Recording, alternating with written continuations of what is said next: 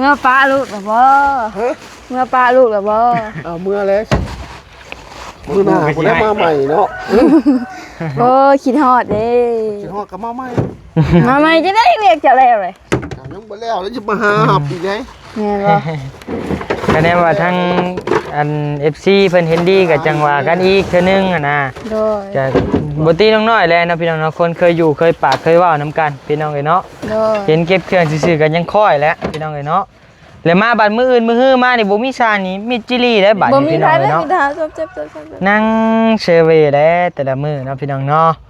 บ่ได้โดนแล้วคือเว้นเพิ่นเมื่อแล้วเพิ่นบ่อยู่แบบคำมาจักสิแบบได้แบบทั้งเงียบแบบเฮาเคยคำมาเฮาเคยปากเคยเว้านำกันเด้แบบเพิ่นเคยอยู่เคยนอนเพื่อนหายเนาะแม่นเลยปั้นสิไปเมกาเอ้ามากับจักมือใดเนาะบัดนี้บัดก็แม่นอยู่แต่จักเจ้าสิมามือใดเป็นคนเคยอยู่เคยปากเคยอุ้มนำกันเนาะจักคนแบบขึ้นว่าสิได้อยู่วันนี้เห็นวันนี้แก่มา6 ตุกใหญ่นี่พี่น้องเอ้ยเนาะแล้วว่าได้เมื่อช้ำบัดพี่น้องเอ้ยแล้น้อยยังเมื่ออยู่บ่สาวบ่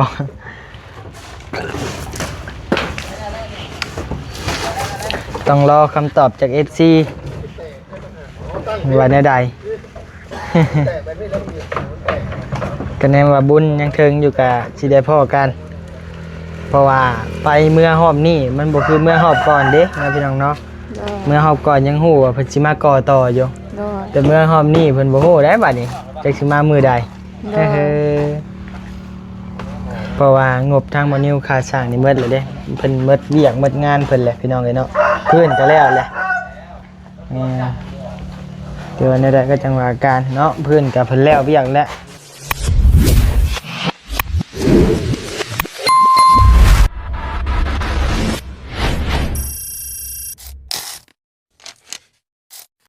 พี่น้องเอ้ยสบายดีเด้อบาต้าพี่น้องเอ้ยเนาะ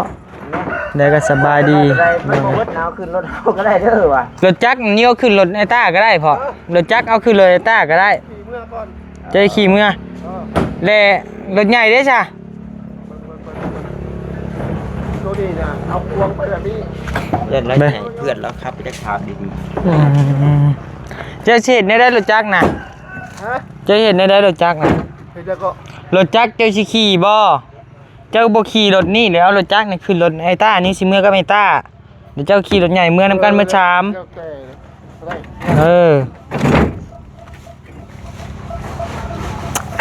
คุณและบัดนี้พี่น้องเอ้ยเนาะการรอคำตอบจากมีแต่มื้อนี่มันเจ้าสิเมื่อก่อนเนาะมีแต่รอคำตอบจากบาลี่ว่าเพิ่นสิจ้างบ่นี่ได้แจ้งราคาไปแล้วมีแต่ว่าคันเพิ่นจ้างก็จังมาใหม่เด้อพี่น้องเอ้ยเราก็เก็บเครื่องมื้อนี้พี่น้องเอ้ยเนาะพี่น้องเอ้ยน้อยมาพี่น้อยมาพี่ให้กอดให้คู่แล้ว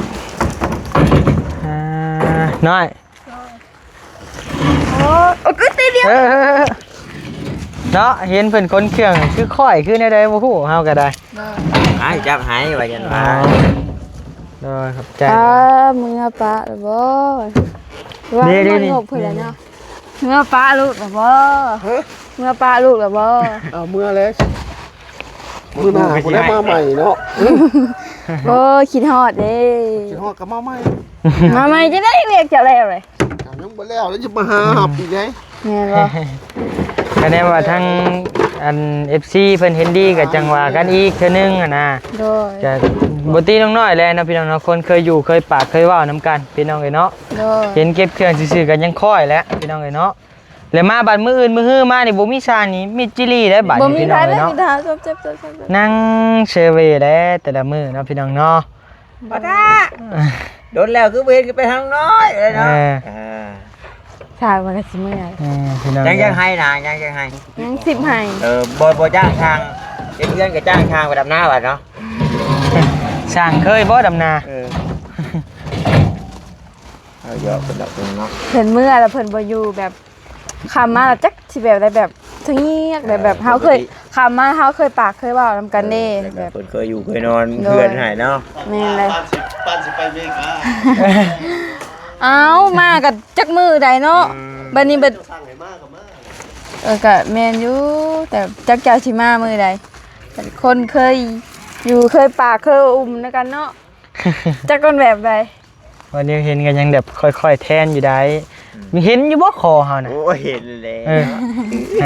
คอยจับขึ้นไว้อีกเลยเด้หั่น กดอันนี้จับกล้อง บ่อยากเห็นหัวแล้วพี่น้องเอ้ยเอาได้แล้วบ่ตาเอ้ยเนาะ ยังไงพอหายดิ ทางเมื่อเลยพี่น้องเอ้ยแต่ยังมันล็อกบ่ใช่บ่ได้ล็อกพอใครรถเบิ่งเฮามีแต่สิเอาเครื่องอันนี้แหละออกก่อนเดี๋ยวเมื่อกับบ่ตาให้พ่อขี่เมื่อพี่น้องเอ้ยรถคันนี้เหลือวันนี้สิเอารถจักรขึ้นรถอันนั้นนะพี่น้องเนาะขึ้นรถใหญ่บ่ตากะค่อยอยู่พี่น้องเอ้ยเนาะคนเคยอยู่เคยปะเคยเว้านำกันเด้บ่อยู่เลยฮ่าพี่น้องเอ้ยเนาะ เบิ่งผู้น้อยหอบขาไปหับงานใช้ต่อเด้ในวันนี้เนาะเมื่อแล้วดิ เพดานเขาเห็ดเพดานของเขาโดน โอ้ย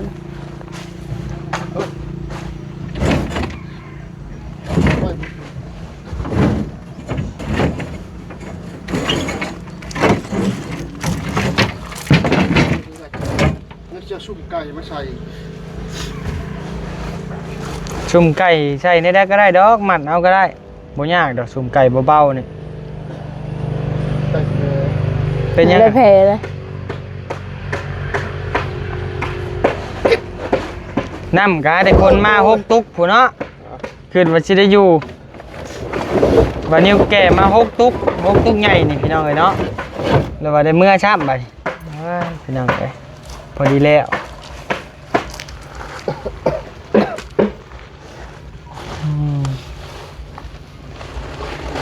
น้อยเล่มกล้องน้อย ไข่น้อยเป็นยังไข่ เมื่อรถ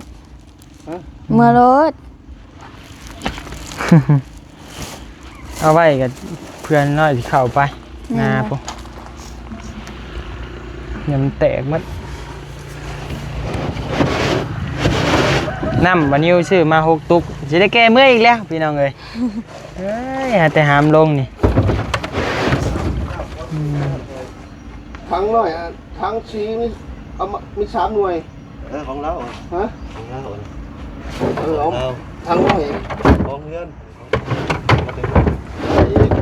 ทั้งน้อยตัวบนเชือกมันของเขาเหรอของกูนี่นะ ของกูนี่นะไปเบิ่งมึงดูเครื่องคองมันคิดเมื่อที่เขาเหยียบได้เลยนี่เขาพี่น้อยเขาพี่เหยียบได้แล้วคอยนำอยู่อย่างเลย หวดโมหนึ่งเด้คือยังเด้ เครื่องคองก็ยังเรียบร้อยก็ได้เข้าไปเบิ่งมึงดูกำลังสีว่าง่ายกับกำลังผูกพันนะพี่น้องเนาะกำลังสิผูกพันเลยจากล่าแล้วบาดนี้จักคันว่าบ่ได้มาเห็นเฮือนต่อนี่ก็จักปีใดจักมื้อใดแล้วมันจังสิได้เห็นหน้ากันอีก โดย เตียงใหม่นี่ก็ทั้งสร้างกันนะเพิ่นก็นอนได้จักมื้อนึงอันนี้2มื้อบ่ แม่ละ2มื้อ เตียงใหม่ก็นอนได้2มื้อนี่ นี่แหละพวกเจ้ามาสันสินอน โดย นี่แล้วพักผ่อนพากันมาลุกตอนเหยียบแล้วขาเนาะเรา ปูนเหลือ เอาพูดนะเอาเสียงโอ้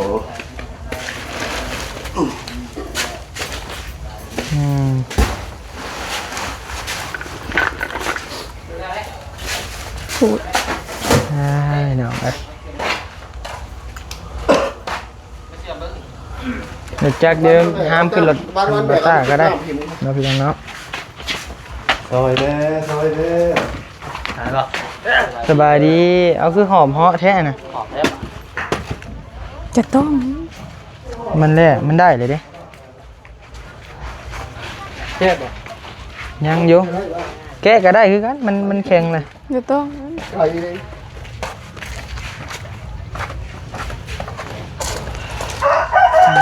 พี่น้องเอ้ย แม่น้อยอยากให้เมื่ออยู่บ่ เศร้าบ่ บ่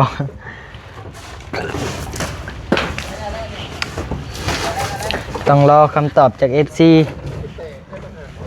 ว่าแนวใด ก็แนว่าบุญยังเทิงอยู่กับสิได้พ่อกัน เพราะว่าไปเมื่อหอบนี่มันบ่คือเมื่อหอบก่อนเด้นะพี่น้องเนาะ โดย เมื่อหอบก่อนยังฮู้ว่าเพิ่นสิมาก่อต่ออยู่ โดย แต่เมื่อหอบนี่เพิ่นบ่ฮู้ได้บัดนี้จักสิมามื้อใด โดย เพราะว่างบทางบ่นิวค่าสร้างนี่หมดแล้วเด้เพิ่นหมดเวียกหมดงานเพิ่นแหละพี่น้องเอ้ยเนาะพื้นก็แล้วแหละเดี๋ยวในใดก็จังว่าการเนาะพื้นก็เพิ่นแล้วเวียกแล้วมีแต่เรื่องค่าพื้นนี่ครับถ้าบ่รีมาจ่ายเด้อพ่อถ้าจ่ายให้นิวก็ได้หรือจ่ายให้ไผก็ได้เดี๋ยวจังว่าการเรื่องพื้นนี่เทพื้นโอ้หน่อยนอนหลินก็ได้เด้อนี่ ไหนเลย สบายแล้วเนาะ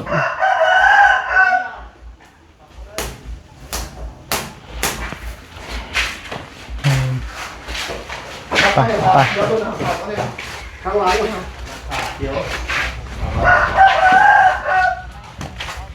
ไปอย่างมาหาทางนี้ก่อน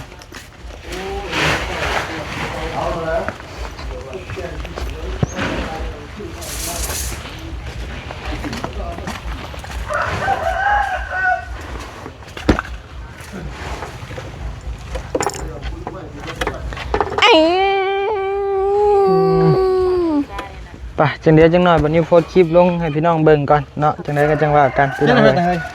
เอ้ยเก่าเปลี่ยนสบายดีบ่าวตาสบายดี สบายดี ฮ่า สิมาสัมภา มา ษณ์ ทางนี้เลยหมู่ลินน้ำเนาะมาทางนั้นหมู่บ่ลินน้ำว้าวตัวน่ะ จะเปิดแท้เปิดจริงบ่ เขาเปิดแท้ได้บักกันนี่ อะไรกูดูว่าอยู่โอลินเลย มาทางนี้ก่อนสบายดี สบายดี สบายดี สบายดีพี่น้องเอ้ยเนาะ เดินมาทันไปหอดได้ไง กาสร้างเมื่อแล้วพี่น้องเอ้ยเนาะ มิดจีรี ไปเลยพี่น้องเอ้ย มิด เนาะ อิมซิม สร้างเมื่อแล้วก็มิดแล้วบัดนี้พี่น้องเอ้ย สวยม้อย รอมีแต่รอคำตอบในทางสร้างกะ เอ้ามันเชเนาะเตะขานเขาเนี่ย เซ่อยู่ขาเตียงไม่ได้มีไม่ เดี๋ยวบ่ได้ไปเดี๋ยวเชนผู้ใช่ไหมไอ้มาถ่ายคลิปไว้แม่ อ๋อเฮ้ย เนาะปน เนาะ ปนอูเลย มัน สิจะเป็นเรื่องบ่ ฮะนั่นแหละมันลงบ่แนวมันแหละคอยบ่ปฏิเสธคอยอธิบายแล้วคอยปฏิเสธเอาแล้วนะอย่าใช่มันฮักขึ้นลงบ่ฮักดอกมันเชฉันแหละบ่มีไม้ปลายแข่งมันแม่นโอ้ยสิไปยุ่มมันแล้วเนาะนั่งชื่อบ่ฮักนั่งชื่อนะจังได้ว่าแรงนี่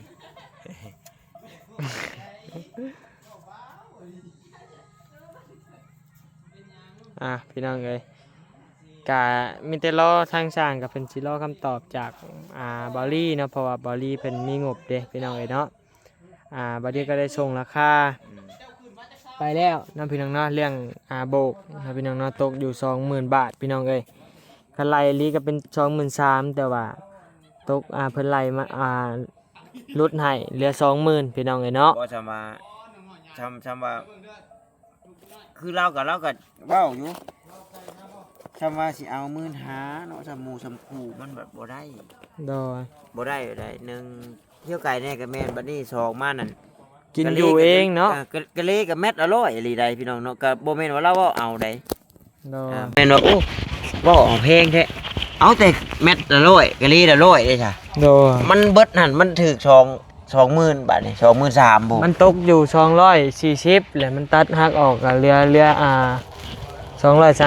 นะ นอกในบัดนี้เด้นะ นอกในตีนเติ้นมันนี่ได้โบกหมดแล้วให้โบกหมดแต่ว่าตีนมันนี่เพิ่นบ่ได้ไล่ได้ตีนนี่แต่ว่าสิโบกให้หมดเรา ตีนยังมันนี่นะ โอเคอยู่ แล้วสิขุดออกแล้วสิโบกให้หมดนะตัวส่วนคานตีนลุ่มนี่ได้แล้วก็สินะให้ว่า ก็จะเว้าถามว่าแพงบ่เนาะแพงสำหรับผู้ที่เมา แม่ เมานะเขาเจ้าบ่ได้แบบว่าไล่เป็นกะเลเลยกะเอาได้ทำนี่ค่อยได้เอาได้อยู่15,000หรือว่า12,000 13,000สินะ คือดังเด้อวะพ่อฟอร์ดแรปเตอร์ โอ้เนาะคือกันกับติดกะโลพี่น้องติดก็แก๊สละ100 120บางคนก็ได้นี่นะถ้าเป็นเงินกีบมันก็วันนั้นให้เรากินได้ประเดกลายเพิ่นว่าพื้นในคอเพิ่นว่าปีเด้นะน้องพี่น้องเนาะเรื่องสร้างก่อนเนาะมีแต่รอท่าเบิ่งเนาะพี่น้องเนาะเพิ่นสิได้กลับมาบ่หรือว่าสิได้เปลี่ยนสร้างใหม่เนาะพี่น้องเนาะบ่นิวก็เว้าบ่ได้เพราะว่างบบ่ได้อยู่กับบ่นิวแล้วหมดแล้วนำบ่นิวเนาะพี่น้องเนาะเพื่อนอ้ายนั่นขนาดสร้างแจ้งยังได้นำ 20,000บ่ได้ก่อได้ก่ออย่างเดียวบ่ก่อนะ 20,000แต่ว่าสิรุดอยู่ได้ประมาณ 18,000 โดยมันจักเช้าเงินจ้ะบัดเฮือนอ้ายบัดใหญ่กว่าเฮือนน้อย15ต้น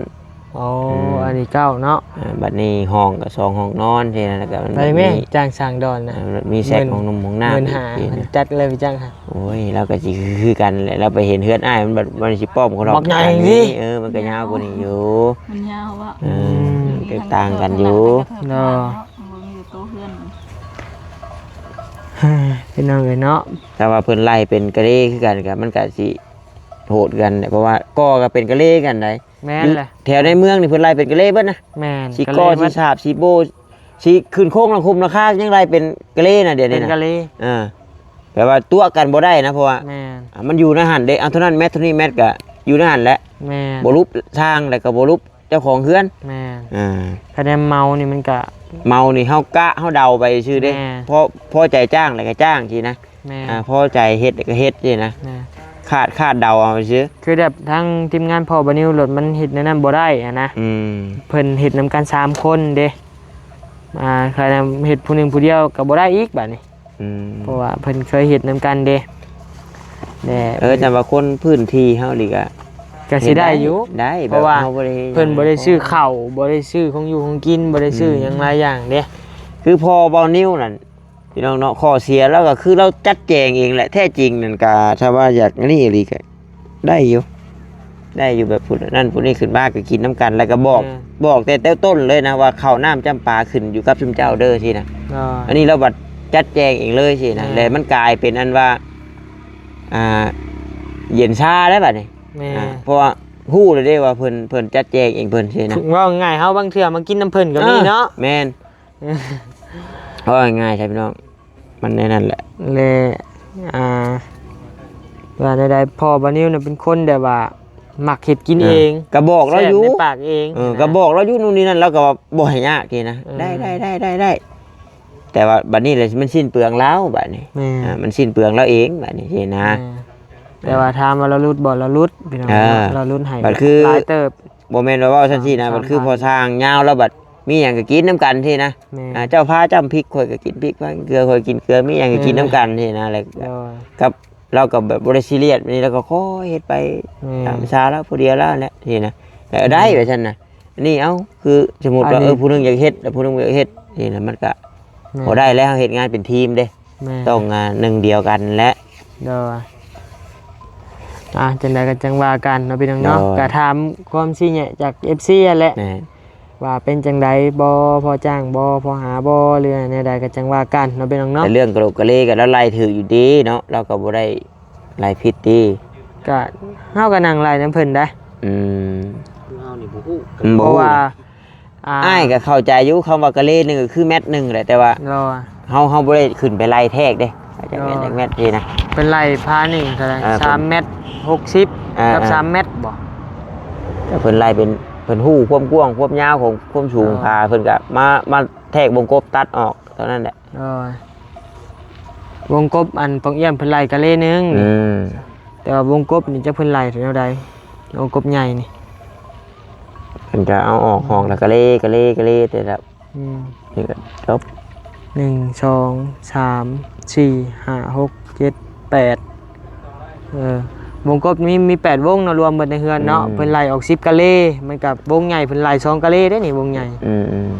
2 เมตรอันที่จริงมัน2เมตรคูณ2เมตรเพิ่นไล่ออกอันที่จริงวงประตูนี่บ่ฮอด2เมตรคูณ2เมตรมันมีแต่เมตรปลายนึงเดี๋ยวเพิ่นไล่ออกไปเลยเพิ่นไล่ออกเกินอยู่หลายเกินหลายอยู่จะมาเฮาเราเป็นกะเลนเป็นแบบซี่พี่น้องเนาะมันก็เฮาเอาตามเมตรสินะมันก็เลยแพงตามเมตรมันแหละก็คะแนนว่าสร้างอึดเมากับบางเทื่อมันก็มีแพงกว่าก็มีได้คะแนนว่าเมาก็ตีใส่เลยนะจะพอใจจ้างหรือจ้างแล้วนะพี่น้องเนาะอันนี้มันต้องได้แทกได้ยังข้างในบ่มีไฟตัวไผอันนี้เพราะว่าอยู่ในเมืองเพิ่นก็เอากะเลละ120 เพราะว่าวันนี้ไปทำลุงเวียงแล้วนะเพิ่นก็เป็นสร้างคือกันเนี่ยเพิ่นมาเอากะเลละ100อยู่นี่พี่น้องเอ้ยเนาะมันตกอยู่ 23,000 เพิ่นลดให้ 3,000 บาทเพิ่นว่าได้แล้วมีแต่รอพังข่าวว่าสิได้กลับมาบ่หรือบ่ได้กลับก็จังว่ากันแล้วพี่น้องเนาะคันบ่ได้กลับก็สิได้หาผู้ใหม่แล้วเพราะว่าบ่นิวหมดงบส่วนนี้แล้วนะพี่น้องเนาะบ่นิวก็ว่ายังบ่ได้นะพี่น้องเนาะก็มีแต่รอเบิ่งถามปรึกษาหารือกันแหละใจเย็นมันต่อเนื่องไปเลยนะมันปรึกษาหารือกันแต่เรื่องของน้ำนี่จะมีหรือบ่กระถามว่ามีบ่อ้ายกับมันแบบคืออ้ายเพิ่นก็ให้คำสัญญาว่าโอเคอ้ายรับค่าสร้างสินะแต่เงินยังบ่มาฮอดเจ้าเนาะคือสมมุติว่ามีงบเฮ็ดให้เพิ่นเฮ็ดแล้วแหละสินะท้องน้ำแล้วก็บอกอ้ายเดี๋ยวอ้ายจ่ายค่าสร้างให้สินะโดยเพิ่นตัวหรือบ่ตัวก็เฮาก็บ่ฮู้แล้วเนาะเพราะว่าเพิ่นว่าเพิ่นรับนี่นะแต่ก็อ้ายเพิ่นรับอยู่เพิ่นว่าหางบเฮ็ดอันนี้ให้มันได้ก่อนมีแต่บัตรรอให้งบมันครบปึ๊บแล้วจังบอกเพิ่นเนาะคะแนนมาสิให้สร้างเฮ็ดแล้วเลยรถยันแบบเพราะว่าซับสิให้เว้าแบบในนามที่ว่าฮู้น่ะบ่ฮู้ใจซะนะพี่น้องเนาะคือแบบบ่นิวนี่ก็บ่ฮู้ใจบ่ต้าก็บ่ฮู้ใจบ่นิวนะพี่น้องเนาะมันสิเป็นใดบ่นิวก็บ่ฮู้นะแต่ว่าอ้ายฝากมาโลดเด้อค่าสร้างบัดอุปกรณ์มันก็ยังบ่ทันมีเนาะยามใดสิได้เฮ็ดนะมีแต่หาค่าอุปกรณ์ก่อนเนาะแม่นส่วนรวมๆจักหมื่นว่าค่าอุปกรณ์บ่ต้าจังว่ามันก็สิบ่เบิดหลายปานใดดอกเด้อสังกะสีก็มีแต่6แผ่นนึงแผ่น6แผ่นก็สมมุติว่าไล่แผ่นละแสนซะอย่างแพงเอา